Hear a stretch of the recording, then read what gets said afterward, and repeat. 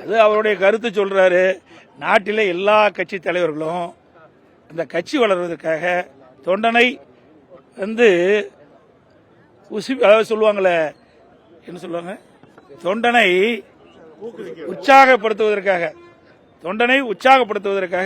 அவள் அப்படி கருத்து சொல்லுவாங்க. இந்த எல்லா கட்சி தலைவர்களும் அப்படித்தான். ஏன்னா அடுத்த தேர்தலில்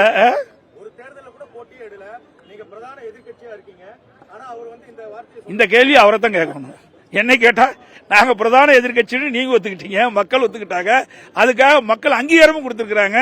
இந்த கேள்வி அங்க கேளுங்க. பாஜகவை திமுகவை கடுமையா விமர்சனம் பண்ணாரு. அதிமுக பத்தி பெருசா எதுவும் பேசல.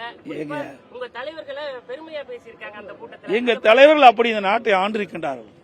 இன்றைக்கு எதிர்கட்சியில் இருக்கின்றவர்கள் கூட சரி, புதிய கட்சி தொடங்குகின்றவர்கள் சரி, எப்படி நடக்க வேண்டும் என்பதற்கு எடுத்துக்காட்டாக விளங்கிய தலைவர்கள் பொன்மனச்சம்பல் புரட்சித் தலைவர் எம்ஜிஆர், இதையும் புரட்சித் தலைவர் அம்மா. அதனால அவர் கோடிட்டு காட்டுறாங்க. செங்கோட்டையன் டெல்லி போயிருக்காரு. அந்த பையனை பத்தி அது எனக்கு தெரியாதுப்பா.